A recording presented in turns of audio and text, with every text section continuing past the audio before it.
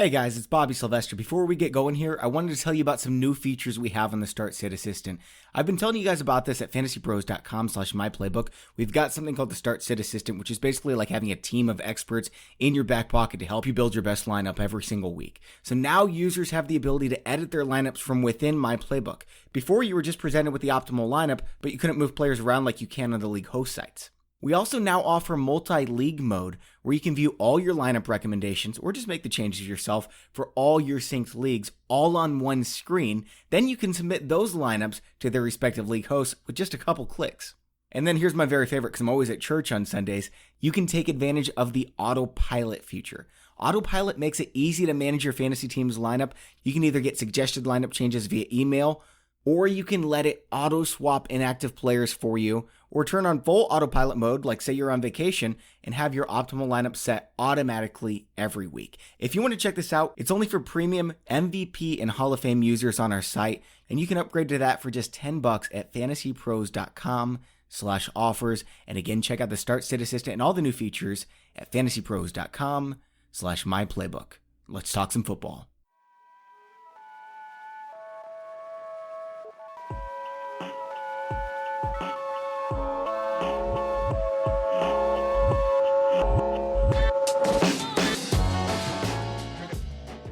Hey everyone, welcome into the Fantasy Pros Football Podcast. I'm Bobby Sylvester, joined as always by Mike Tagliere, and we've got our Week 8 Starter Sit show today.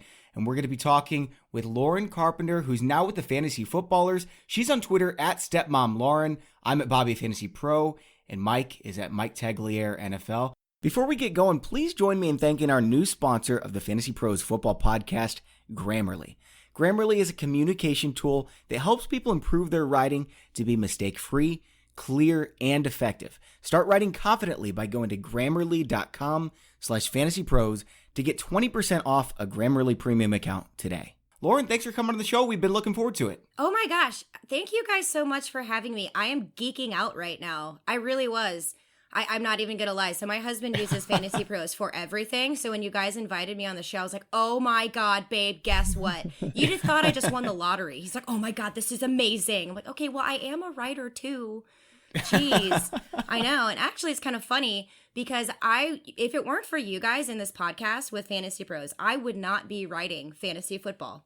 Oh, that's awesome. I swear to God. So years ago, you guys had Andy and Jason on from the Fantasy Footballers, and I listened to the Fantasy Pros religiously, and I heard them as a guest, and I was like, these guys are cool. This was got to be 5 or 6 years ago, and I started following them, ended up becoming a writer for them. So if it weren't for you, I wouldn't be doing what I'm doing. So I am super excited to be here and to, share in this podcast experience, adventure, journey. I sound so very deep and philosophical right now, but I promise I'm not. I'm usually quite, sarcastic and awful. I'm kidding. I'm really not awful. I hope.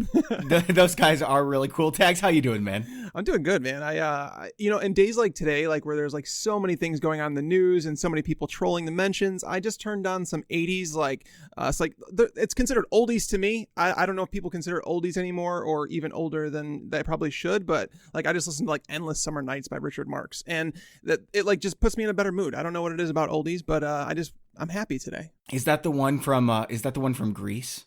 That one is not from Grease. There is a Summer Nights version of Grease, the one that I sang in a karaoke competition. See, I actually know some culture stuff. Can you believe that? I'm a music fan, man. I love music, and I love all types of music. Like, so I'm just like, I can listen to anything. Yeah, except you make fun of me for liking George Strait.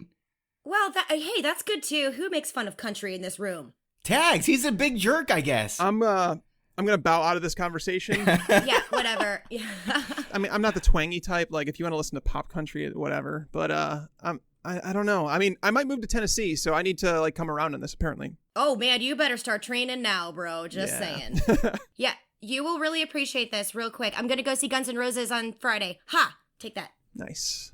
All right, guys, here's the plan for today. We're going to be talking running backs first, then wide receiver, tight end, quarterback, DST, and we're just going to be talking about the guys we're getting a lot of questions about. Usually the running backs ranked in between 15 and 30 range, wide receivers ranked between the 25 and 40 range. So as we do most weeks, we're just going to start at the running back position. And, I'm looking through this. Latavius Murray, he was great last week against Chicago, banged up because of Akeem Hicks. This week they go up against Arizona, and Arizona actually has a pretty good run defense. Lauren, do you have Latavius Murray in your top 20, 25 running backs this week? I don't. And I'm feeling conflicted about this on a totally non-related fantasy issue because I'm going to go see the Saints as well in New Orleans. I did not go to see Latavius Murray. I went to go see Drew Brees and Alvin Kamara. But, that's besides the point. But, there's two teams on bye. We're talking about your RB2 position, possibly a flex. If people have to play him, I don't hate it. It's kind of like one of those middle-of-the-road things for me. But maybe Alvin Kamara's back. If Kamara is back, I think it's easy. Latavius Murray's a sit. But Tags, he had 32 touches against Chicago. And I'm looking at him right now. I'm at fantasypros.com/rankings, so you guys can follow along. We've got ECR, which is the expert consensus rankings. We mash 100 plus analysts around the industry together, and they've got Latavius Murray in their top 15. I don't have him in my top 20. Am I missing something, Tags? I have him as a top 10 play. I mean, obviously all this hinges on the fact that Alvin Kamara would be out, but he had 33 opportunities last week against the Bears. The Cardinals have... They're not as good as an offensive team as people think they are. Like, they've been struggling a bit. Kyler Murray is using his legs a little bit more, but the game pace is what they always try and, talk about when you talk about the Cardinals. And fortunately, it leads to a lot of plays for the opponents. With Patrick Peterson back in the mix for them, it's not going to make their secondary nearly as appetizing as it once was. And anytime you get a running back who is locked into, 18, 20 plus touches, because the Saints, they did cut one of their running backs. Zach Zenner was on the roster. They cut him. So there's a chance that this is all mute and that I think that tells us Kamara's coming back, right? It could, but they have their bye next week, which sounds crazy. But when teams have tried to run the ball against the Cardinals, they've averaged 4.36 yards per carry. There's been 22.7 carries per game against them. This game, they're projected to score over 28 points. There's really just not much to dislike. Like Latavius Murray last week, I think it was 5 targets he saw in the game. He's involved in the passing game. Jared Cook might not play again. He's dealing with an injured ankle. And if that's the case, it's like we know how targets correlate between the running back and tight end position. So Latavius Murray, again, locked into like 18 carries and 5 targets. Like, that is extremely rare to find in fantasy football, and I don't really care who it's against. I'm going to play him. I suppose I'd move him into my top 20 if we find out that Kamara's out. Right now, I'm expecting 40% chance Kamara plays, and as a result, I've got him at number 22 right now. But I'm looking here at the rankings for Latavius Murray, and this is a cool feature that you can do on our site, is you can just open it up for a player, click on the rankings tab, and it's going to show you every single analyst rankings on the player. And so here I am. I'm looking for the most accurate expert so far this season, and Tags, of the top 5 guys that have ranked him, they've got him RB16 and RB28. Justin Boone has him at right now. I'm guessing he might have Kamara in the rankings then too, so it just depends. But by the way, real quick, I'm just going to mention the Cardinals have faced just 2 running backs this year that have totaled 20 plus carries. Both of those guys finished with 18.5 or more PPR points. Nice. It's a good number, man. That's some good stuff. Okay, so Chase Edmonds, if David Johnson is out, and it seems like he's going to be since they're working out Jay Ajayi and Spencer Ware, would you start Chase Edmonds this week against the Saints, Tags? The Saints are really difficult. Like, people overlook this all the time. And I know Chase Edmonds is like a hot commodity right now with how he just walked through the Giants defense, but the Saints are different. Once they got Sheldon Rankins back, David Onyemata came back in week 2. Since that time, since week 1, when they were missing both those guys, they've allowed just 3.3 yards per carry. Teams just don't run the ball in the Saints. You'd have to go back to 2017 to find the last time a running back totaled 100 yards on the ground against them. But if Edmonds, again, this is one of those scenarios where it's a rare case to find a running back who would be locked into 15, 18 touches in a game, and that's what he would be getting. So I would put him in the RB2 conversation. I don't think he's in a smash spot where it's oh man, David Johnson's out, Edmonds is going to be an RB1 this week. I wouldn't feel that way, but I would say that he would be a strong RB2 though. So it sounds like you're pretty close to ECR. He's at 19 in ECR, and there's a big standard deviation here. So some people have him ranked really high. Someone even has him in their top 10. Some people have him outside of their top 30. Lauren, where do you have him this week? You know what? I'm kind of in the same boat as Tags here. So the New Orleans Saints are ranked 4th best against the running backs, and they've only allowed 3 touchdowns. I mean, not even 500 yards on the ground. So that's a tough one for me. But again, it's one of those situations where if you're stuck because of injury, maybe you've got a big name on bye this week, even though there's only 2 teams, like I said. I mean, it would be tough to sit him, but if you have other opportunities, I am scared of this one for them just because of New Orleans defense. Yeah, I've read an article every single week called My Takeaways from Week 7 Game Film is what I did last week, obviously, because it was Week 7. And I was talking about Chase Edmonds. I was really surprised when I watched the tape how he was not very good. He had 150 yards, 3 touchdowns, and then you look through history, all the guys who have done that, and there's a big list of Who the heck is that guy? I mean, he was absolutely nobody. Sometimes these things pop up, especially against horrible defenses like the Giants. I mean, the Giants were taking bad angles to the ball, weak arm tackles. Chase Edmonds doesn't really have any burst. He's not really all that elusive. I think he's going to get destroyed by the Saints. Okay, yeah, maybe he gets 17, 18 carries. That's enough to put him in flex consideration for me, but I'm seeing him in the top 20. I can't do that one either. I guess I'm just being a bomber today on Latavius Murray and Edmonds. I'm with you, though. Like, barf. Done. Real quick, though, guys, let's pretend that David Johnson's active again. The reason I'm telling people to trade Chase Edmonds right now is because obviously his value is an all-time high. It's possible that David Johnson goes to IR. That's like definitely a possibility, it sounds like. It's possible that he gets, I guess, traded, but there's a big salary attached to that. But let's pretend that David Johnson's active. Can you really start Chase Edmonds like anywhere with any confidence at all? I mean, David Johnson would be like someone that it would be risky to even start because you know it's going to be somewhat of a timeshare. But I just want to prepare our listeners to, let's pretend David Johnson comes back to practice tomorrow and they're like, yeah, he seems like he's going to be on track to play. Where do you rank both of these guys? I'd put David Johnson in my top 15. I'd put Chase Edmonds outside my top 35. I mean, I'd probably rather start Tariq Cohen, Mark Walton, Ronald Jones, even against Tennessee. Benny Snell, even if James Conner's back, I wouldn't start Chase Edmonds is what it comes down to. What do you think, Lauren? I mean, I totally agree. This matchup is absolutely terrible. Of course, there's going to be, like, we can play devil's advocate here. So David Johnson was a full go. He did one play and was like, ow, I tweaked my back. Eek. And then he walked out and suddenly it was the Chase Edmonds show. Like, there's so many people that ask me what they should do between Chase Edmonds and David Johnson. I watched that game. I was like, really? I hate being a fantasy football analyst. This game is stupid. But, you really never know. But in this matchup, it's not the same as they face, the Giants. This is the New Orleans Saints. So if David Johnson's a full go, it would be impossible not to start him. But I would stay away from Chase Edmonds. Meh. Yeah, I wouldn't be all that excited about David Johnson. I wouldn't be excited about really anyone except for the top 5 running backs against the Saints. All right, guys, we've got some more running backs to talk about. But first, I want to tell you about a giveaway we have going on thanks to Pristine Auction. We're giving away a signed Julian Edelman Patriots helmet at fantasypros.com/contest, and it's really easy to enter. All you have to do, you can go there for details, fantasypros.com/contest, but what you're going to need to do is leave a review on iTunes or Stitcher and send a screenshot of the review to contest@fantasypros.com. Again, check out the details at fantasypros.com/contest. And again, that comes to us thanks to Pristine Auction. And when you go to Pristine Auction, sign up immediately. It's free to sign up. Use the registration code FANTASYPROS, all one word. It's going to get you $5 off. And it tells Pristine Auction, hey, Fantasy Pros is sending people your way. That way they'll keep doing these giveaways like the Julian Edelman one we have going on right now. And you're going to love Pristine Auction. There's tons of values to find because they've got hundreds, sometimes even thousands or 10,000 items that they're auctioning off every single day. So there's great values. There's all kinds of items to choose from. You're going to be able to find something to add to your cave, and everything's guaranteed authentic from only the most trusted sources. Check out pristineauction.com. That's PRISTINE auction.com. Now let's play the game where I give you guys 3 running backs. You tell me which one you would most feel confident starting. At number 20 in ECR, we've got Melvin Gordon, who's really been struggling. He gets the Bears this week, but the Bears got lit up last week. I'm going to throw Austin Ekeler into this one as well. Obviously, he's with the Chargers as well. And then we've got the backup running back for the Denver Broncos, but they're using him quite a bit. Not a great matchup at Indianapolis, but Royce Freeman, Melvin Gordon, Austin Ekeler. Tag's your first. Melvin Gordon, easy. Me too.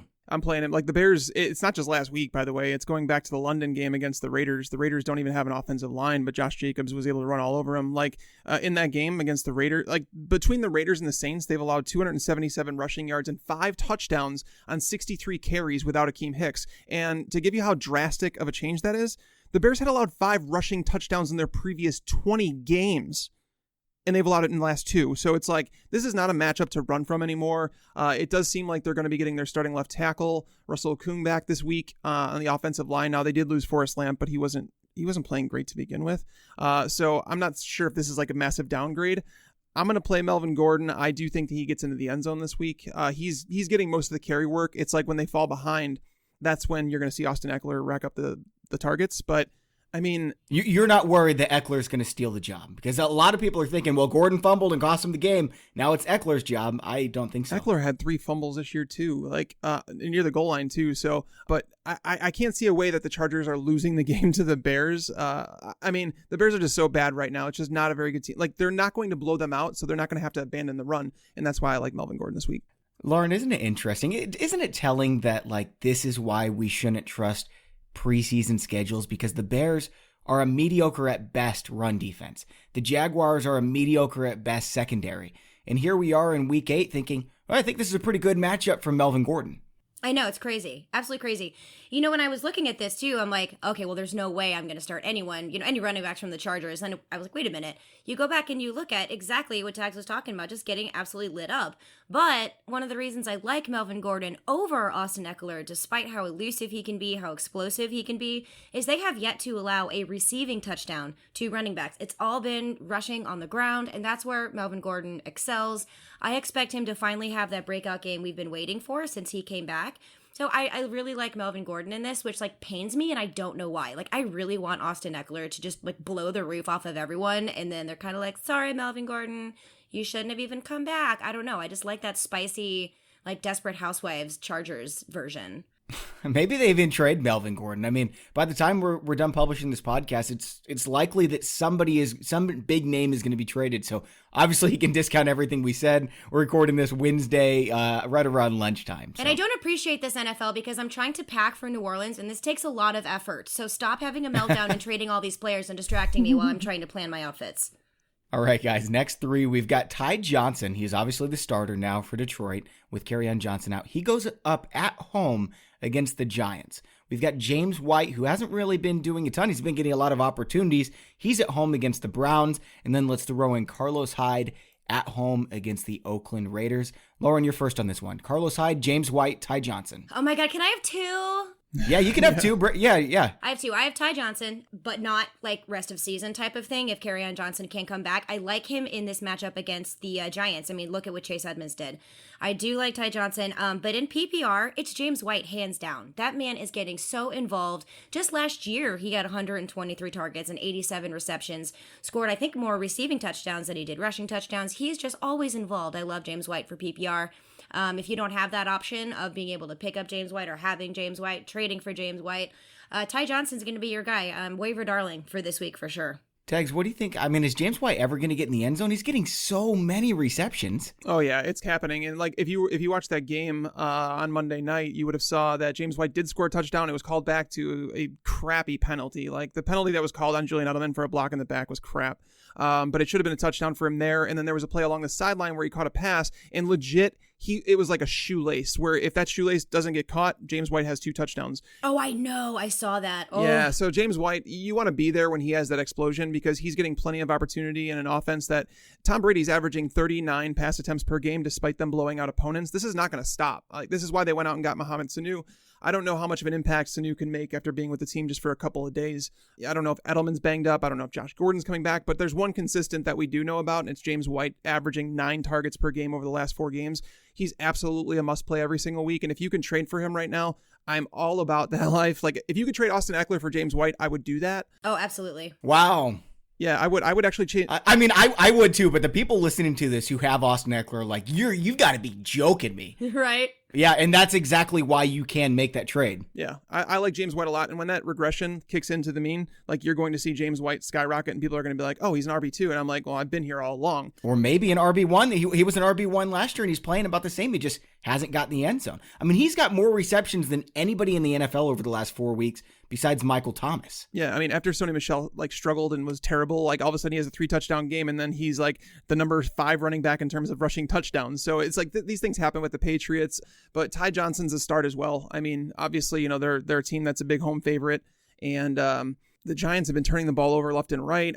I do expect the Lions to be a little bit more pass happy with Kerryon Johnson out of the lineup, but Ty Johnson, he's in the low end RB2 conversation. Yeah, watch J.D. McKissick become a thing now, just because we're talking about Ty Johnson. Yeah, he could be like a Chris Thompson. He's a talented player, but yeah, he had 33% of the touches, about the same amount of snaps. Ty Johnson, man, he ran a 4.26 40 at his pro day, and he's 225 pounds. I'm really excited to see what he can do against the Giants defense. I've got him ranked in my top 20 this week. Of all the guys we've mentioned, Latavius Murray, Chase Edmonds, Melvin Gordon, Austin Ekeler, Royce Freeman, Carlos Hyde, James White, Ty Johnson, I've got White and Johnson 1 and 2 out of that group. Yeah, I like that. And it's odd because they're the lowest in ECR. Let's get a couple guys who are just outside of RB2 range in ECR. I don't feel bad about any of these guys. I'm sure fantasy owners do, though. Matt Breida, the number 2, obviously, in San Francisco, at home against Carolina, pretty good defense. Joe Mixon at the Los Angeles Rams, and then David Montgomery at home against the Chargers. Tags, your first on this one. Breida, Mixon, or Montgomery? I'm going to go with Montgomery. I can't play Mixon right now. Like, the fact that the Bengals are continually falling behind in games, they're like double-digit underdogs in London, and the fact that Joe Mixon's not running pass routes, I want no part of him right now. Over under 4 yards for Joe Mixon this week. I'll go over on that one, but it's not pretty. Like, he's a very, very weak RB3 this week, and not one that I want to start. I mean, granted, he's going to get the goal line carries, but whatever. Yeah. And it's not like his schedule's about to get any easier either. Yeah, I would go with Montgomery. Just Matt Nagy talking about the fact that he's not an idiot and says that he knows they need to run the ball. The Chargers have been vulnerable to running backs this year, and it's not like their defense in the secondary can handle one-on-one man coverage. I like Montgomery this week. I do believe that the Bears are going to stick to the run no matter what. I don't think either team runs away with that game. I think it's going to be a closely fought game in Chicago. The Bears are 4-point favorites for whatever reason, but it is what it is. But yeah, I'd go with Montgomery. I have him as RB23 this week, like a low-end RB2, high-end RB3 that should find the end zone. I'll tell you what, Montgomery's not even playing 50% of the snaps. That really concerns me. Now, it's a better matchup this week than he's had in the past month, to be honest.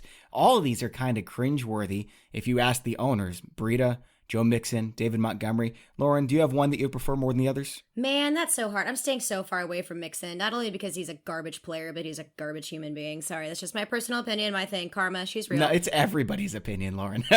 This is what happens when you're a terrible person. Karma comes back to bite you in the butt. Sorry, that's why I said stay away from him. But with Matt Breida and David Montgomery, for me, that's almost like splitting hairs with a hatchet. It's very hard to figure out which one that you want to play. I have a really, really, really good way of figuring out how to do this. Everyone, you will be so in shock and awe. Get a coin and flip it. That will give you your answer. Because honestly, at any moment, it could be a Matt Breida game where he scores 3 touchdowns. Finally, maybe Matt Nagy will be like, oh my gosh, David Montgomery actually is good. Who knew? And then he'll, get more usage than he has, play more snaps, which is what you were talking about, Bobby. That's very distressing when you're a David Montgomery owner. Trust me, my husband is. He laments about it daily.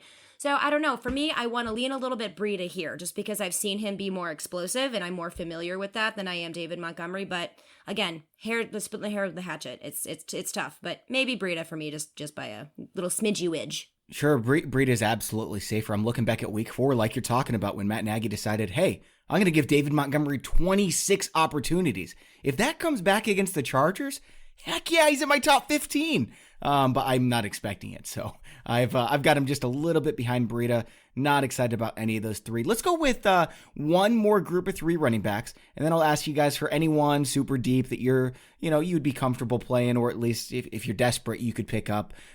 So the next 3, LeSean McCoy at home against Green Bay. I love that matchup. Jordan Howard trying to hold off Miles Sanders. He goes into Buffalo this week. And then let's throw in Frank Gore face Philadelphia as well. Tags, why don't you go first? McCoy, Jordan Howard, Frank Gore. McCoy. I have an RB20. Me too, exactly. It's like a 65-35 split between him and Damian Williams, and Williams has been terrible, so there's no reason they should kind of move away from McCoy. McCoy's actually looked really good. And don't they have to run the ball this week? They have to play keep away. They don't want to go toe-to-toe with Matt Moore versus Aaron Rodgers, and that game is in Kansas City. They're hopefully getting some of their offensive line back in this game. Green Bay, they were terrible against the run to start the year, and then things have started to shift, and they've allowed a lot more passing over the last few weeks, and I wonder if they kind of even out at some point. But LeSean McCoy, think about it. Go back to Andy Reid before Patrick Mahomes, and it was always known as a running back system. They go through the running backs, and I think they go back to that this week, and they try and get McCoy going. So I have him ranked as the RB20. I would start him over someone like Sony Michel. I think that's a really good call. Lauren, do you agree, or are you going to fight us here? Oh, no, I'm 100% on board. I love LeSean McCoy. Absolutely. It's hard for me to sit the ageless wonder, the immortal one that is Frank Gore, who never dies, and our grandchildren are going to be drafting Frank Gore in their fantasy leagues. But for this one, I'm going to go LeSean McCoy. He just jumps out at you on the page, and it's like, I'm so great. I just absolutely adore him. So yes, LeSean McCoy. Agreed. He's really good against Green Bay, and Frank Gore didn't really do anything against Miami last week. That was his chance to eat. Devin Singletary was involved. It's not going to happen for Gore this week against Philadelphia. In fact, I've got him outside of my top 36. Now, Tags, is there anybody outside of the top group that we've talked about? So let's go 32 and beyond that you could plug into your flex this week, and you wouldn't feel too bad about it. Benny Snell, we've talked about him like on the waiver wire show, is someone that should get some carries. Opponents are averaging 33 touches per game. Running backs anyways are averaging 33 touches per game against the Dolphins, and James Conner has not totaled more than 16 carries in a game dating back to like week 9 of last year. So Benny Snell should see 10 plus touches in this game. I also think Darrell Henderson, if Malcolm Brown is out, we don't know the status of him just yet, so it's difficult to say, but Darrell Henderson would offer like flex value if Malcolm Brown is out. You took my 2 I was going to use. Yeah, you took mine. You stole my notes. Well, it's good to know that we're like on the same page here, right? Yeah, those are exactly my 2. Benny Snell, but that's the one I would go for, and then Darrell Henderson, just depending on the situation. So even if James Conner plays, would you put Benny Snell in your top 30 because of the matchup and expected game script, Lauren? Yeah, I would. He got involved right before their bye week. He got involved even though James Conner, got hurt there at the end of the game. Who knows? That could still happen again. But this is one of the things that I really loved about what the Steelers do with Mason Rudolph back. I really like that. They're going to be spreading the field out, hopefully opening it up, giving the running backs a chance to feast. And I like that they're using these, I don't want to say running back by committee because that's not really what they're doing here. But if you look back what they did last year with 2 tight ends, it's almost like they're moving the Jalen Samuels type person who used to play tight end. And Benny Snell can just pop right into that role as well and be involved in creative ways. I like it. I'm going to go one more name, Jamaal Williams, because he goes up against the Kansas City Chiefs, who have allowed 30 carries per game. Obviously, Aaron Jones is great. He's going to get 20 touches, but Jamaal Williams should get a dozen, and a dozen touches against Kansas City puts him in my top 30 running backs, so I wouldn't mind him whatsoever. Guys, let's move on over to the wide receiver position, and I'll tell you what, Tags, we talked about this in the last show with Chris Harris. After you get outside the top 25, every single week, it is a total crapshoot. So let's try to give people a little bit of an edge if we can. Obviously, you're starting Robert Woods, Cortland Sutton, Larry Fitzgerald. Is Marvin Jones in that territory for you this week? He's going up against the Giants, Lauren. Well, he blew up last week. Ergo, Kenny Golladay will have a game this week. Do you like how really professional that was in fantasy football?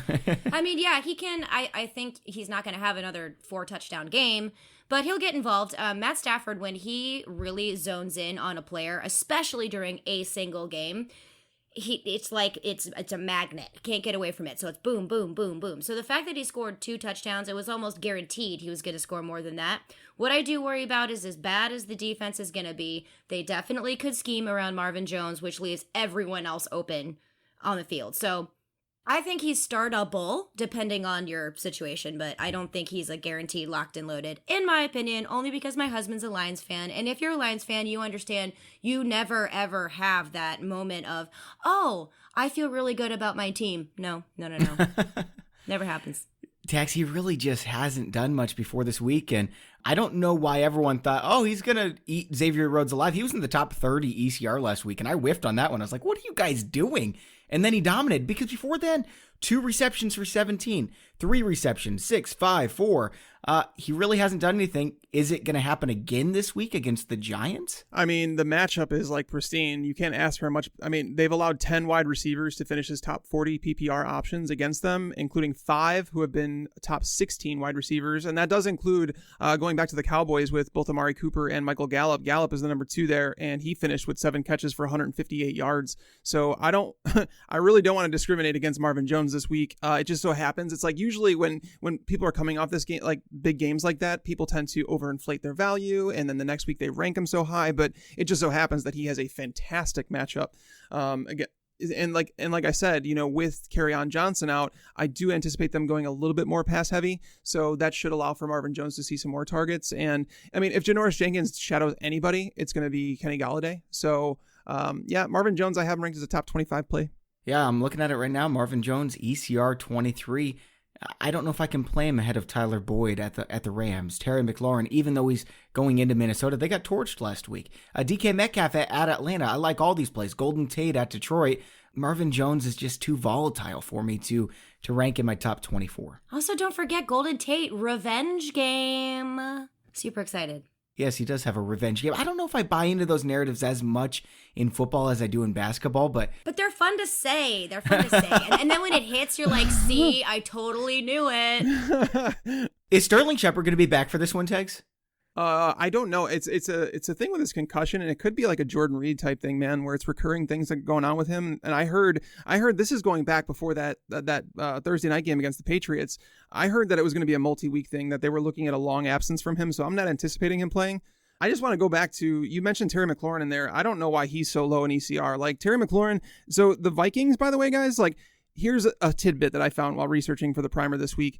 The average top 36 performance for wide receivers last year. So to get into wide receiver 3 territory, it required 11.7 PPR points. Okay. Through 7 weeks of the NFL season, the Vikings have allowed 11 of those performances, which is the most in the NFL. Like not the Dolphins, not the Bengals. No. I had the worse than the Dolphins. Can you believe that? Yeah. Can you believe that? And nobody else is going to do it in Washington. We know it's got to be Terry McLaurin. Dude, he has seen 50% of the team's air yards when he's in, like, that's stupid high. Like, there's nobody else in the NFL that's over 42%. So it's like, why are we fading Terry McLaurin playing in a dome? It's recency bias because he went 1 for 11 against the 49ers last week, because everybody goes 1 for 11 against the 49ers, especially if it's an absolute downpour and they're playing in a swimming pool. So throw that game out. Terry McLaurin is a top 20 wide receiver every week. Mm-hmm. And if I told you that the Vikings defense was actually worse than the Redskins against wide receivers, would you believe me? They are. Wow. They really are. They're terrible. The Vikings are ranked 27th. They've allowed 11 touchdowns to the wide receivers. And the Redskins have only allowed 10. Okay, yeah, I know it's only one less, but still, they're worse. So yeah, play Terry McLaurin. I absolutely love it. I love that play. All right, we've got a lot more wide receivers to talk about, but first, thanks to Grammarly for sponsoring the podcast today. Grammarly is a communication tool that helps people improve their writing to be mistake-free, clear, and effective. They encourage everyone, even the best students and top professionals, to use Grammarly to do their best work and accomplish even more of their goals. I've been using Grammarly since even before I was an analyst at FantasyPros, and I'll be honest with you, I never realized how much of a train wreck my grammar and spelling were until I started using Grammarly. Frankly, having Grammarly on my side may have been the difference between getting noticed for this job or still working my boring IT job. I had a serious issue with being concise, and Grammarly Premium helped me nip that in the bud. Look, I don't care how smart you are, Grammarly is going to make you improve yourself while looking and sounding smarter. You can show your best self across a number of platforms, including the online browser extension, the desktop editor, and mobile keyboard checker. It works with Chrome, Firefox, Safari, Edge, iOS, Android, Windows, Mac. The free version checks your spelling and grammar, but the premium version is incredible. Adding in advanced punctuation, style within context, it helps with vocabulary, conciseness, as I mentioned, readability, and even structure. Accomplish your goals with the help from Grammarly and stop making those email typos on your phone. Close more deals at work this year with your emails, or polish your resume to get a great new job like I did. Go to Grammarly.com/FantasyPros to get 20% off your Grammarly premium account today. That's Grammarly.com/FantasyPros for 20% off your Grammarly premium account. All right, I've got 3 guys here. Alshon Jeffrey at Buffalo. He's likely going to be shadowed by Tre'Davious White. DK Metcalf, I already mentioned him. Great matchup against Atlanta because everybody has eaten Atlanta alive. And then we'll go on over to D.D. Westbrook at home against the Jets. Man, has he been getting peppered with targets. DK Metcalf. Give me DK Metcalf. I want all shares of the passing game against Atlanta. I love that. And Russell Wilson is above humanity when it comes to playing football. And I know that it's going to be a huge Tyler Lockett game as well. But yeah, give me DK Metcalf. I absolutely love that. Atlanta gets torched by slot receivers, but they do, and they've allowed over 1,300 yards and 10 touchdowns to wide receivers as well. So there's lots and lots to go around there. Give me DK Metcalf. He had 9 targets last week, Tags. Is that who you're picking as well, DK Metcalf? I'm going DK here. I don't think any of these guys are sure things. Obviously, Alshon's got the toughest matchup. DD's matchup is not great either. Like, Brian Poole has been really good for the Jets. He hasn't been the problem. But DK's matchup is obviously pristine, and I love it. The only thing that concerns me about him is like he fumbled in the fourth quarter when that team had a chance to come back. And it was a fumble. Like, he was switching the ball from his right arm to his left arm, and it just kind of just dropped. Be nice, Tags. He's a Wookiee, all right? Give him a little bit of time. Well, that's the thing is, I don't know if Pete Carroll is going to punish him for that. I don't know. And that's the worry, right? Is that David Moore comes in or Jerron Brown comes in and steals those the work. I don't want that to happen. I still think it is Metcalf, and I'm taking him because, again, all these guys are risky. He has the best matchup and the highest upside. His air yards in terms of what he has seen, he should be a guy with like 5 touchdowns already, basically. And the Falcons have allowed 28 passing plays of 20 plus yards. That is the 3rd most in the NFL. And we know that DK is used down the field. So the Falcons fire sale has already begun, and I'll go DK here. All right, next group of 3 wide receivers. Marquez Valdes-Scantling only played 35% of the snaps last week. I would imagine he's going to be healthier this week. They get the Kansas City Chiefs. Tough place to play. Not the best secondary in the world. We'll add Robby Anderson to the mix going up against that Jacksonville secondary that I already talked about quite a bit. Not especially good this year. And then DJ Moore at San Francisco. So MVS, Robby Anderson, DJ Moore. Lauren, you're first on this one. Can I play Kenny Stills instead? Yeah, let's throw Kenny Stills into. So you'd rather have him than all 3 of those guys? I would, simply because he's on fire right now. I can't even believe I'm saying that, Kenny Stills and Fuego. But yeah, he's on fire. He's going up against Oakland, which I love. I don't like DJ Moore's matchup against San Francisco. They're on fire, speaking of everything burning down. I don't know what to think of what happened to Sam Darnold. I mean, not only was it just absolutely painful to watch, I do think Sam Darnold's going to bounce back. I think Robby Anderson has a chance to score some points. I don't like it against this matchup, but I don't know how many of you guys noticed this in the game, but it's like Robby Anderson was like jogging and going through the motions. Like all I heard in the background was every time I saw him run a route, I was like, oh, okay, I guess he's just going to turn left now. I mean, there was no fire. There was nothing behind it. So I don't know if it was just because of the game or what was going on, but that really made me nervous because I love Robby Anderson, but they need Chris Herndon back badly. And I don't know. I'm staying away from that as far as I can. MVS is another weird conundrum where it's like, I don't know. What happened to the Lazard King? He actually played the most snaps on the team last week, but Marquez Valdes-Scantling had 2 receptions for 133 yards and a score. So 2 receptions for 100. I can't. I know. See, that's it. It's so worrisome. But not worrisome. It's bothersome. It annoys me. I don't like it because I can't predict it. Stupid. He's got more than 4 receptions just once all season. Well, not just that, but Adams has been out for 3 weeks now, and he's seen 9 targets in that time. Like, he's not like someone that I want to start. He's outside my top 40 wide receivers this week. DJ Moore is someone that I'm going to back a little bit here. I do think that Kenny Stills is right in that territory where it's like if you wanted to play Stills over him, I have no issue with it. But like looking at the matchups that San Francisco's had to this point, it's been ugly, man. And so looking at where they align, like DJ Moore lines up on the left side of the formation 60% of the time. And Ahkello Witherspoon was supposed to come back, but he's out. He had like a setback. Emmanuel Mosley is the backup there, and he's been good. But again, the competition, like the quarterbacks they've played this year, the 49ers, if you go through it, it's been friggin' ugly. And it's not to say that Kyle Allen is the answer, but DJ Moore has been racking up the targets over the last few weeks. And I do anticipate like he's like the possession receiver on their team. So if that pressure is coming from the 49ers pass rush, which it will, DJ Moore should be the outlet here, and where Curtis Samuel is probably the one that suffers the most. But I'll say that DJ Moore is probably the higher floor option, but Kenny Stills definitely offers more upside. Of those 4, I'm glad you brought up Kenny Stills, Lauren. I've got him by far the highest out of all 4 of these. I've got Kenny Stills as my wide receiver 29, DJ Moore at 35, Marquez Valdes-Scantling at 38, and Robby Anderson at 39. I don't love any of these plays this week except for obviously Kenny Stills. Could I ask you guys one question? If you guys have those players, let's throw Tyrell Williams into the mix against Houston. Wait, hold on. Let me vomit real quick. Exactly. I'm ready to go. I know the turf toe is there. I know that. But Houston, do you guys know that they're probably going to be without their 3 starting cornerbacks for this game? I mean, is Tyrell Williams going to play? If he does play, is he going to be limited? That's the question. That's why I'm saying is like... I need to know this because I have an opportunity to pick him up in free agency. So you guys tell me, should I go snag him? I would pick him up because like, think about it. Like turf toe is something like... He has a touchdown in every game, by the way. I know, right? And then he's like, ouchie, my toe. If them boys learned how to wear some high heels, they could play through any kind of foot injury. Just trust me. Tyrell Williams is someone I would consider, though. Houston's been so bad, and that's with their starters. And if they're down to backups, like that game has shootout potential in it just because Houston's going to put up points. You know that. It's interesting. I definitely wouldn't play him above Kenny Stills. Probably not above DJ Moore. But, I mean, if Tyrell Williams is active, yeah, I'll have him in my top 40, no doubt about it. Next group of 3 wide receivers, we're going to go to Mike Williams. Now, the Bears haven't been good on the ground. They've been pretty good through the air. Mike Williams, though, has been getting an absolute ton of air yards.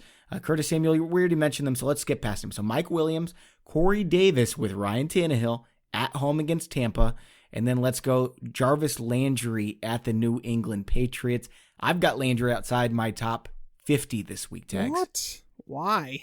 Because it's the Patriots. Yeah, I don't think the Patriots are concerned about Jarvis Landry, and it kind of shows. He's played them 7 times. They're not concerned about anything because nobody can score any points on them. Well, I know, but they're going to be concerned about Odell Beckham because, like, everybody should be. But so the Patriots have been known to take away the number one option for teams, right? Jarvis Landry's played them 7 times since 2014, and they do not care about Jarvis Landry. No, I kid you not. He has totaled at least 6 catches in every game, and he's totaled at least 70 yards in 6 of the 7 games. Like, he is a non-factor to them. So, I mean, I think Landry's actually a sneaky wide receiver 3 play, but... I mean, I get that, but they haven't had a defense anything like they have this year. Well, they do, but they've played crap. Like, tons of crap. Like, if you look at the Patriots' schedule, like, honestly... If you're able to sell the Patriots defense for like a wide receiver 2, which I'm literally, people are telling me in my mentions that they're getting offers like this. And I'm like, sell, because they're going to come back down to earth. That's the way defenses work, guys. But Corey Davis is the easy answer here against Tampa Bay. They can't run the ball on them. Derrick Henry's going to have no success against a team that's allowing 2.7 yards per carry. Like, it's ridiculous what Tampa Bay's doing against the run. Corey Davis and Ryan Tannehill had a connection last week, and I have Corey Davis as a top 30 play. Corey Davis is so good at football. I'm so glad he's being let loose. Lauren, is Corey Davis your favorite play this week out of the 3 that I mentioned? Corey Davis, Mike Williams, Jarvis Landry? I just had to go throw up again. Corey Davis? Oh my God. Why? No, I am so against Corey Davis. I always have been, always will be. Nothing personal. Like, I usually have personal reasons why I don't like players. But every time I get excited about Corey Davis, yeah, see, that's what he is. He's Davis the doofus. I cannot get behind Corey Davis to save. He's not with Marcus Mariota anymore. He's been tied to him. I don't care. Russell Wilson could be throwing him the football. It's not going to matter, in my opinion. Oh, I don't wrong. like Corey Davis. Okay, Bobby, you can go at it. Tags and I like Corey Davis so much. You're talking to the wrong guys about this. I am not on this podcast to be friends, y'all. I'm kidding. But I don't like Corey Davis. If anything, I think this could be an A.J. Brown game, to be honest. I like A.J. Brown over Corey Davis. I like them both quite a bit. Right, but if you're just looking at this in a vacuum of not looking at how terrible Corey Davis is, then yeah, his matchup is the best out of all of these. I do agree with Tags, though, about how I think Landry could be very, very sneaky here. I for some reason, I really like that matchup. I know it sounds so stupid, considering who they're going up against, but I'm sorry, I just can't get my mind off of the vomitousness of Corey Davis. So when he explodes and scores 4 touchdowns this week, which he is guaranteed to do because I hate him, sell him. It'll be great. Patriots are putting a lot of pressure on quarterbacks. Baker Mayfield's had a lot of pressure on him. And what's he do when he has pressure on him? He dumps it off to Jarvis Landry really quick. No, he screams and takes a sack like a little baby. He's like, oh my God, I'm scared. Crunch. That's what happens. So Corey Davis, I've got inside my top 25. A.J. Brown, I have inside my top 35. If you can't tell, I like Ryan Tannehill this week. We'll get to that in a moment. But A.J. Brown, really what's been holding him back is Marcus Mariota and snaps. And the snaps are there now. He got 8 targets last week. And when he's been on the field this season, he looks really good. I think it's happening for him this week. Is there anybody else outside of the top, 40 wide receivers Tags that you're fond of this week? Guys in that range that I would consider Devontae Parker I'd consider, like, I know Pittsburgh's a tough defense. They really are. But he, in the games with Ryan Fitzpatrick as the starter, and that's who's starting on Monday night, he has seen 7, 7, and 10 targets in those games. And then Preston Williams is the opposite, where he gets targeted more in the Josh Rosen games. So Devontae Parker, you're looking for garbage time production. It's like there. And then one other name I will mention is like a Hail Mary that's available on like legitimately 98% of waiver wires. Trevor Davis. If Tyrell Williams doesn't play, I'm going to move Trevor Davis all the way up into my top probably 35 wide receiver plays this week. Holy cow. Yeah, I like him quite a bit. Like, he's playing a lot of snaps. And again, that game against Houston, they're going to have a tough time running the ball first off. And then on top of that, Houston's going to put points on the board. So Davis is a sneaky play. Again, he's available in many leagues if you're really struggling. Cole Beasley is another one I'll throw out there too. Yes, great one. Yep, Cole Beasley at home against the Philadelphia Eagles is a good one. I picked up Trevor Davis, by the way, last week in our Dynasty League Tags to beat your buddy Lauren, Kyle Yates. Oh man. Yeah, and Trevor Davis got me like 2 points, so he didn't really help that much. We love Kenny Stills this week, but I think Kiki QT's in play as well. He's ECR 52. I've got him in my top 40 this week against Oakland. Tags. I don't have him in my top 40. There's just so many avenues, and it all comes back to Deshaun Watson. Like, there's just so many avenues for him to succeed against Oakland. Like, Oakland's terrible. Like, LaMarcus Joyner transitioning to the slot has been awful, and that's why they've allowed tons of production. But Oakland just traded away Gary and Conley, like their former first-round pick, the best cornerback on their team, So it's like now they're going to be starting Trayvon Mullen on the perimeter, a rookie who has like no experience against Kenny Stills and DeAndre Hopkins. Like, I mean, they're giving up this year, the Raiders. And so it's just kind of, I could see QT having a massive game. I absolutely can. It's just a matter of like, where does Deshaun Watson want to throw the ball? I'm going to list a few more wide receivers really quick. Auden Tate at the Los Angeles Rams. I'm going to go with Deontay Johnson coming off the bye at home against the Miami Dolphins. If Sterling Shepard is out again, Darius Slayton against Detroit is an interesting one to me. And then BC Johnson, we talked about him a little bit. With Adam Thielen being out, BC Johnson is likely going to be in the field quite a bit versus Washington. Really nobody else that I see that is startable in my opinion.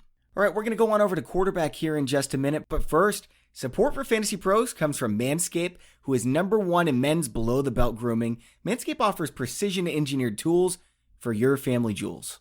Folks, Halloween is right around the corner, and you don't want to spook someone with your scary bush. You might be Chewbacca, Bigfoot, or a hairy bear, but it's what's under the costume that really matters. I told you about my friend that when we were going down to spring break in college, he cut himself shaving, and it was not pretty. And we were late, so we were all really mad at him. But the poor guy, and everybody has an experience like this. Don't be that hairy guy. Don't be the guy cutting yourself. Manscaped is forever changing the grooming game with their Perfect Package 2.0. Inside the Perfect Package, you're going to find the electric trimmer called the Lawnmower 2.0. This waterproof and skin-safe technology is going to protect you from nicking your pumpkins. You can also create less mess by trimming in the shower. And of course, let's not forget about the Crop Preserver and anti-chafing ball deodorant and moisturizer. You already put deodorant on your armpits. Why are you not putting deodorant on the smelliest part of your body?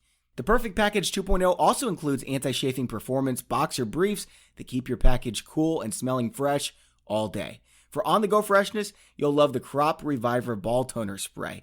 It's time to get clean and mean with the Perfect Package 2.0. Get 20% off plus free shipping with the code FANTASYPROS at manscaped.com. Stay sexy this Halloween, just like tags. Your balls will thank you. You can get 20% off and free shipping with the code FANTASYPROS, all one word, at manscaped.com. That's 20% off with free shipping at manscaped.com and use code FANTASYPROS. All right, guys, let's move on over to the quarterback position.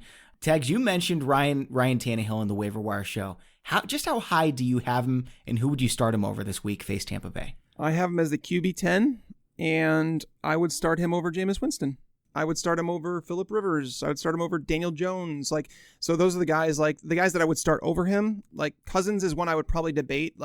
Game script can get out of control in that one, but at the same time, it's a safe performance where I'm not going to sit here and say Tannehill's like the safest thing ever, but against Tampa, he should do well. Cousins, Rodgers, Brady, Murray, Allen, like the normal ones. But yeah, I like Tannehill. Lauren, do you have somebody in your top 10 that might not be in everybody else's top 10 that you would feel really confident in this week? See, I really like Kirk Cousins. But I think he might be in most people's top 10 this week too. I'm trying to think if another one too. Revenge game. He's ECR number 9, but he's definitely, most people listening to the show would not consider Kirk Cousins a lock.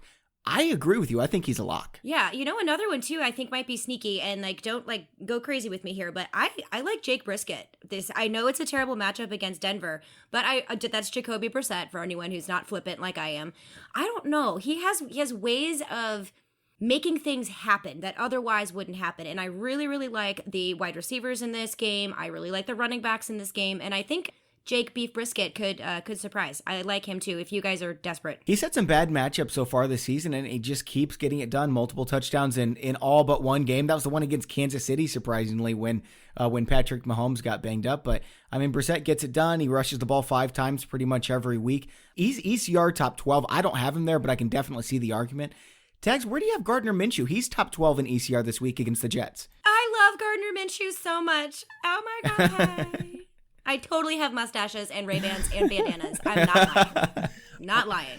I'm not big on Minshew or Brissett this week, to be honest with you. So the Broncos have they've only allowed 6 passing touchdowns through 7 games. They haven't had they played against Rivers, they played against Rodgers, they played against Minshew and some Patrick Mahomes. So it's they haven't had a cakewalk of a schedule. So it's possible that Vic Fangio is still a very good defensive mind. As for Minshew, I just at some point the touchdowns that he's been getting are going to go to Leonard Fournette, because Fournette having 1 touchdown is a travesty. And looking at the Jets, they've only allowed a 2.6% touchdown ratio. It's one of the lower percentages in the league under Greg Williams. Their secondary hasn't really been the issue. It's been their offense and just volumes piling up over and over against that team. I don't think it's a pass defense that you necessarily have to attack. And Minshew, over the last 2 weeks, I mean, he's completed 47% of his passes for 6.8 yards per attempt. So, and one of that was against Cincinnati, guys, without their starting cornerbacks. So it's like, I have to worry about him a little bit. He's not dealing with this injury well. He's just not playing the same football that he was earlier in the season. And, it's really interesting, though, because I get it. Gardner Minshew is going to lose some of those touchdowns, but he has the second most scramble yards in the NFL to date. Yeah. I mean, that's part of the reason that he's still on the QB2 radar for me. It's just a matter of, I don't have faith in him right now. And I think, again, there's some of those touchdowns are just going to start flooding into Leonard Fournette. So we talked about Kirk Cousins. We talked about Brissett, Gardner Minshew, Ryan Tannehill. Tags, you mentioned Jameis Winston. I love Matthew Stafford and Josh Allen. Even Jared Goff faced Cincinnati. I've got all those in my top 8 quarterbacks this week. Now, outside of those top 10, is there somebody that if you're a little bit desperate, Lauren, and you need to pick someone up, say maybe Teddy Bridgewater at home against Arizona, or a lot of people are going to be asking about Mason Rudolph because he's going up against the Dolphins, Matt Moore because he has all these weapons in Kansas City's offense. Do you like any of these names or anyone else outside the top 10? I mean, it's all going to be situational. I like these guys particularly in 2 QB leagues a lot.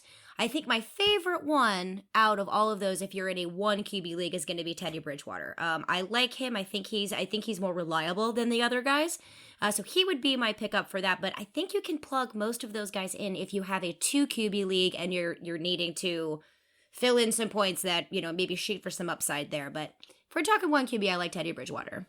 Tags, Teddy Bridgewater looked so lost in week 2 when he took over for Drew Brees.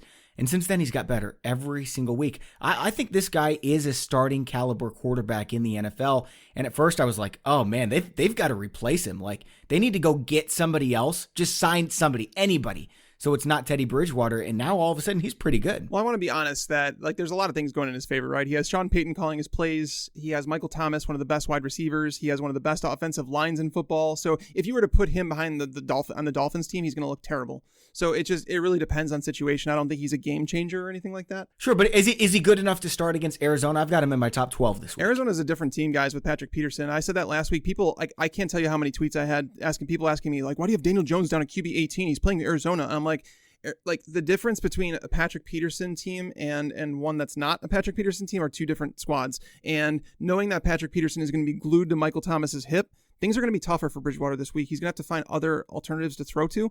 And if he's without Jared Cook, that's a problem. So it's like, I'm just kind of like evaluating that way. So I'm not a big fan of Bridgewater. Yeah, that's a good point, Tags. I forgot about Jared Cook being out too. Yeah. He might, it was an ankle injury, but they have their bye next week. So he might not be playing. I doubt it. But going back, if you guys have Matthew Stafford on your roster, if he's available, I have him as a top 3 play right now. Really? I don't even know. I might move him down a little bit after like calming down, but looking at the matchup, it's just too gravy not to. Like, am I really going to trust Jared Goff? I mean, I have Goff as a top 5 play, but I can't trust him more than Stafford. Am I really going to trust Josh Allen? I mean, that game figures to be low scoring. I don't think the Eagles are going to put up a lot of points in the Bills in Buffalo. Kyler Murray has struggled as a passer. New Orleans defense has been better, but now they're banged up at cornerback. There's a lot of question marks there where it's like, I could see saying one of those guys over him, but Stafford to me is like, he's like a lock top 6 play this week. God, you're so right. I love that. I absolutely love that because I have Stafford too. So Stafford is a very good call. Makes me feel good about my team. Thank you. All right, we've got 2 more positions to talk about, but first I want to tell you, tomorrow on the DFS show, Tags and I are going to start this off by doing a draft. We're having another competition with our listeners. You can check out the details for that, and man, we've got some horrible restrictions. You guys are going to laugh so hard when you hear what we have to do with our lineup and for the draft that we're doing. So tune into the DFS show. Even if you're not playing DFS, do it so that you can be part of the competition. We're going to talk about it first thing tomorrow. Guys, let's go to the tight end position, and we've got 7 of the big 8 tight ends going this week. So all those are locked in: Waller, Henry, Ertz, Ingram, Hooper, Kittle, Kelsey, okay? Outside of the top 7, we've got a couple names here. Gerald Everett's been playing a lot better. He gets Cincinnati. They've actually been pretty good against tight ends. The Giants have been good against tight ends. TJ Hawkinson is again in the top 10 ECR. Like, he's in the top 12 every week, and every week I fade him, and every week he absolutely sucks. And then Jimmy Graham at Kansas City. So Everett, Hawkinson, Graham round out the top 10. Lauren, how do you feel about those 3 this week? Is there one that you feel more confident in than the others? I'm sorry, I just threw up again. This is awful. I mean, what is happening? Like, the slow burn of the tight end dumpster fire is just... Yeah, you have to draft a tight end in the top 3 rounds next year. You have to. I know. It's just absolutely terrible. I don't know. So are you talking about Gerald Everett, T.J. Droppinson, and Jimmy Graham? Yes. Jeez. Okay, so for me, I'm going to go... I love Everett. I absolutely love Everett. There's a lot of mouths to feed. For me here, I think I'm going to go a little bit spicy. I might go Jimmy Graham simply because of the offensive weapons for Aaron Rodgers. But can we just punt the position? This is stupid. I don't like it. It is very stupid. So the Packers are going to be in the red zone quite a bit. I mean, Kansas City's a tough place to play, but we know Jimmy Graham can get in the end zone. He doesn't really even have to do much. 20 yards and a touchdown. That'd be enough to put him in the top 12 tight ends, right? So, Tags, Everett has been getting a lot more targets. He's actually become the number 2 behind Cooper Kupp over the last 4 weeks. Is he someone we can trust every week going forward? I think you kind of have to with how much he's being used and like the ugliness of the tight end position. But the Bengals, don't be scared of the Bengals, man. So I know that they, in terms of like what they've allowed, I think they're like the 5th best team against tight ends this year, and I know that will scare people off, but it really shouldn't, because if you look at it, the volume they've faced is minimal. They've only faced 4.9 targets per game to the position, which is like one of the lowest in the league. On a per target basis, like in terms of what they allow per target, they've allowed the 4th most yards per target when they are targeted. So if Gerald Everett's getting those targets, it's not a bad matchup at all. And again, Jared Goff needs to stick to Cooper Kupp and Gerald Everett because that's where he's having most of his success. It's a safe throw. It's short.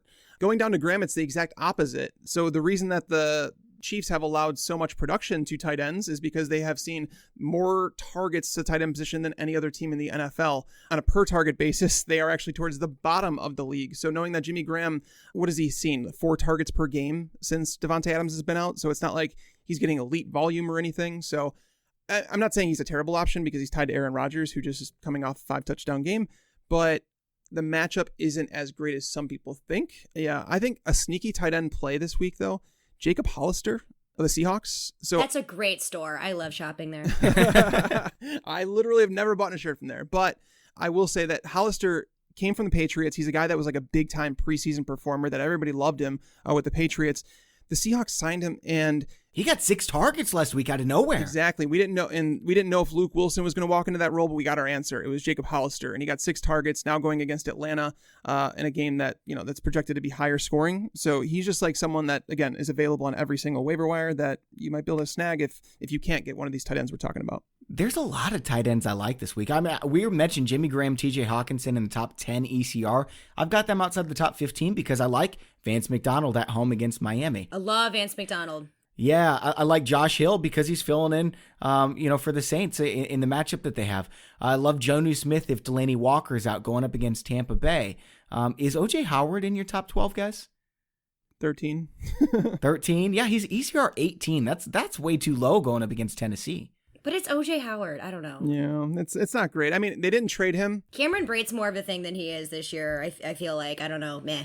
Yeah, the Patriots tried trading for O.J. Howard. Like, that came out. It's a real thing. And then they asked O.J. Howard about it, and he said, I'm not surprised. He's like, they know I'm a good player. And the Bucs just aren't using me the right way. I mean, if you look at his efficiency, he's getting a ton of yards per target. Again, they just won't throw him the ball. Well, that's the thing is, I said it. I said in the primer, it'll be out tomorrow morning. Actually, when this podcast comes out, it'll probably be out. So I said in there, give it this week. If you've been holding on to O.J. Howard and you're frustrated, you're fed up, give it this week, because when a team goes on their bye week, it's their chance to make drastic changes to the offense, because it's such a quick pace that they play these games. It's often difficult to change things, but during a bye, when they have 2 weeks in between those games, we could see O.J. Howard a lot more involved, and we might actually see one of the running backs emerge as one of the favorites.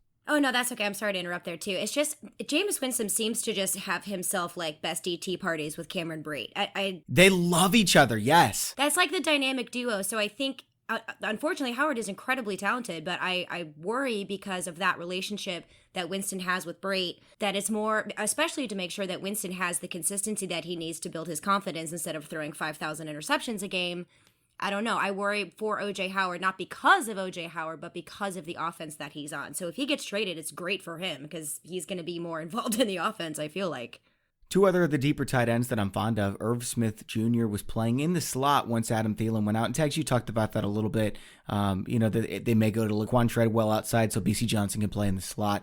I think there's some upside with Irv Smith because he's a really talented wide receiver. Freudian slip because he's, I think, better suited for a wide receiver like Marquise Colston when he came out of Hofstra. Going up against Washington this week, I've got Irv Smith in my top 15. And then Mike Gesicki looked so good last week, and I can't believe that I'm saying this, but it got to the point where the defenses were holding him on every play because linebackers can't keep up with him. Ryan Fitzpatrick was just lobbing it up to him, and Mike Gesicki just kept hauling it in. Stupid athletic, going up against Pittsburgh, who's been really struggling with tight ends. So I like Mike Gesicki right now, and I'm keeping an eye on him moving forward on waiver wire speed dial. Let's go to DST to round out the show. Obviously, you're starting Pittsburgh against Miami, New England against anybody. They get the Browns this week. Minnesota against Washington, San Francisco against Carolina. Outside of those top four, is there a defense you feel confident in, Tags? Did you say the Rams? I did not say the Rams, but they're number 5. I almost mentioned them. I was going to say that you should have said the Rams. Okay, so skip the Rams. Let's put them in the obvious ones. The Jags are play. I don't know why people are crapping on the Jaguars defense. They're not the same defense without Jalen Ramsey, but they still bring the pressure, and Sam Darnold is seeing ghosts. Josh Allen is a lot scarier than a ghost, too. Not Josh Allen from the Bills. Josh Allen from the Jags is a stud. Let me tell you who I don't like, if that's helpful. I don't like Green Bay's defense. Other than that, I think that there can be an argument made for a majority of these guys on this list. I think New Orleans is going to be pretty sneaky up against Kyler Murray. I just keep going back to this New Orleans game because I'm going to the game. So I want to have that, I want explosive offense, I want interceptions, I want fireworks, and preferably to win the lottery while I'm there. But, that's besides the point. I expect a report about how good Patrick Peterson is in person. I know. Oh, my God. He's one of my favorite defensive players ever in the league, so I'm so glad that he's back. I just really wish Kamara and Drew Brees were in there, but that is besides the point. I love New Orleans defense. Honestly, the only one I don't like that much is Green Bay. But, again, at the same time, I kind of do now because it's Matt Moore, so I don't really know, but their run defense is so terrible. That's the only one that I'd kind of be like, meh.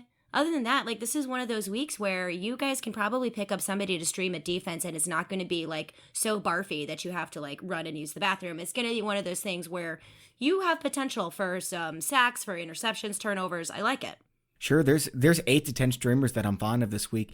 Green Bay's one of them just because Matt Moore makes some really questionable decisions every single game. And we'll see if Andy Reid can get him to slow down a little bit and be a game manager as much as Matt Moore can possibly be. But you're right, the Green Bay Packers defense has not been playing as well lately. 34 points against the Eagles, 24 against Dallas, 22 against Detroit, 24 against Oakland last week. They're not getting the sacks. They're not getting the turnovers either. So I've got Green Bay outside of my top 12, but I wouldn't mind playing them.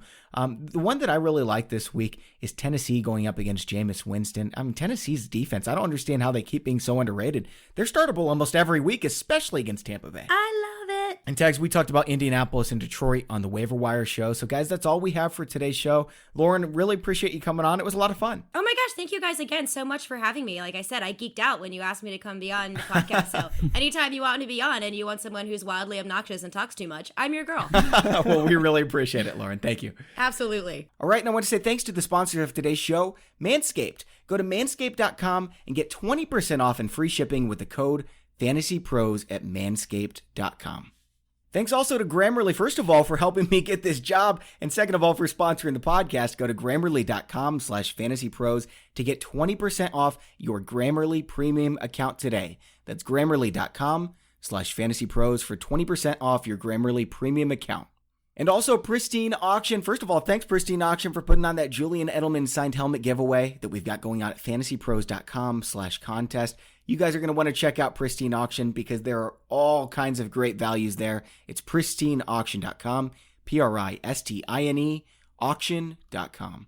And by the way, don't forget about all the new features on our Start Sit Assistant. Go to FantasyPros.com/myplaybook to check them out.